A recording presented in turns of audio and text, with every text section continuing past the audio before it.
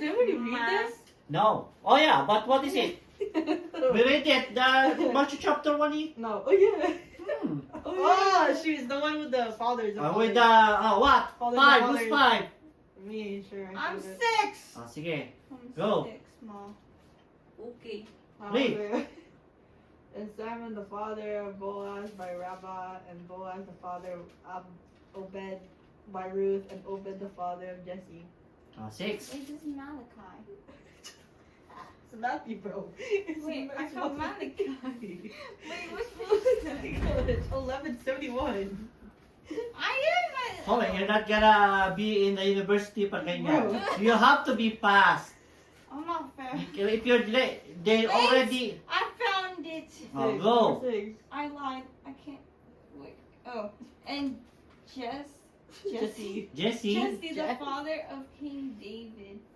And David was the father of Solomon by the wife Uriah. So what is this all about?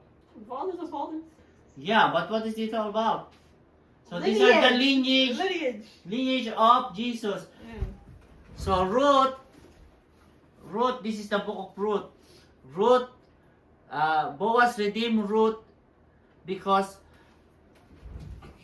Ruth and Naomi is like in the lineage of the Jesus, right? But Naomi's husband died and his 2 sons died, and only Ruth is the daughter-in-law. Now, if Boaz didn't redeem Ruth, there will be no Obadiah. Is what Obadiah there? This is Obed. Obed, and then who after Obed who? I don't know. Jesse. Is it? Jesse, Is who it? is father of Jesse? Who's the son? Hold on. Yeah, it's important. The name is important. Father of Jesse. Boaz, Obadiah or Obed, Obed. and Jesse, Jesse, and David. David. So David is And the then lineage of. Solomon. If Boaz didn't redeem Ruth, there will be no Jesse, there will be no King David. So redeem is what? What is redeem? Forgiven. Second Forgiven? chance. Chance? Or they pay for your debt. They redeem you. You are loaned, they redeem you back. They buy you back. So if no one buy you back, you're gone. That is what means here. So Ruth is very important in the Bible because Boaz redeemed her. If Boaz didn't redeem her, there will be no Obadiah, no Jesse. Okay, last. 1 Samuel 16. David anointed as king. David anointed as king. Okay. David is the most famous name in the Bible. It was mentioned more than Moses, more than Abraham. All of the Bible are all talking about David. Where the And heck did you when find David- that? If you study the Bible, No. Where is that? Samuel, 1 Samuel I 16. am. 1 Samuel 16. Sa taas. Saan ba? Where? What is it? What's the title? The title? This is Samuel anointed David. Samuel, anointed the story as of king. David. All of the and Jesus is the only anointed one. The only one approved by God, not anybody, only Him. Last na. Huh? Last na. Is it? Second Chronicles 11 to 12. Where is that? Ah. Second Chronicles 3:94. 7. 11 to 22 pa lang, haba. 7. I feel like pig. Look for yourself. Okay. 11. 11 to 22. What? 5? 22. Thus Solomon finished the house of the Lord and the king house. Mahaba yan. All that Solomon had planned to do in the house of the Lord and in his own house is successfully accomplished. 1:30. God's second appearance to Solomon. Wait, what? What are you reading? Where's that? Second Chronicles 7, 11 to 22. Okay. Okay, ano, ready na tayo? Yeah, Basta found to. it. Yep. Ikaw, Surya, ready na? Yeah. O, sige na. Sino 11?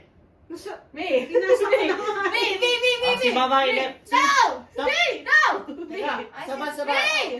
in order continuously. No, me! Si Mama muna. 12 na kasi. 12 na kasi. You're being recorded. You're being recorded, okay? It's gonna show, huh? Oh, so you're gonna be exposed. Huwag na, 12. Oh, you mold? Then the Lord appeared to Solomon in the night and said to him, Louder, please. Then the Lord appeared to Solomon in the night and said to him, I have heard your prayer and have chosen this place for myself as a house of sacrifice. When I shut up the heavens so that there is no rain, or command the locust to devour the land, or send pestilence among my people. Ako na, 14. Ah. If they pray to me and repent to turn away from the evil they have been doing, then I will hear them in heaven, What's the different forgive one? their sins, and make their land prosperous again. Hey, you have the other version. Ay, sige, next. Ano na? Sige na. 15. Now my eyes will be open and my ears attentive to the prayer that is made in this place. 15. For now, 16. For now I have chosen and consecrated this house so that consecrated this house so that my name may be there forever. My eyes and my heart will be there for all time. As for you, if you walk before me as your father David walked, doing according to all that I have commanded you, and keeping my statutes and my ordinances. then I will establish your royal throne, and as I made covenant with your father David, saying, you shall never lack a successor to rule over Israel. Okay. But if you turn aside and forsake my statutes Yes. Yeah. and my commandments last one? that I have set before you, and go and serve other gods and worship them. Which one are we on? Then I will pluck. Then I will pluck you up from the land that I have given you, and this house, which I have consecrated for my name. I will cast out my sight, and will make a proverb. Is it proverb? Proverb. Proverb. And a byword among all peoples. And regarding this house now exalted, everyone passing by will be astonished and say, why has the Lord done such a thing to this land and to this house? Then they will say, because they abandoned the Lord, the God of their ancestors, who brought them out of the Egypt, and they adopted other gods and worshipped them, served them. Therefore he has brought all this calamity upon them. So who can explain? What happened? What A lot happened? happened. Huh? A lot happened. Someone else appeared to Solomon. Who is Solomon?